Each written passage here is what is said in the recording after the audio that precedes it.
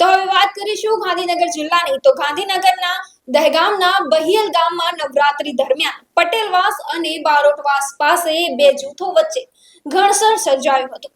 પરિસ્થિતિ એટલી ગંભીર બની કે એક જૂથના ટોળાએ પથ્થરમારો શરૂ કરી દીધો, જેના કારણે અનેક ગાડીઓના કાચ તૂટી ગયા હતા. આ ઉપરાંત 3 જેટલી દુકાનો પણ આગ લગાવી દેવામાં આવી હતી. આ સમગ્ર ઘટનાના કારણે સમગ્ર ગામમાં ભય અને તણાવનો માહોલ ફેલાઈ ગયો હતો.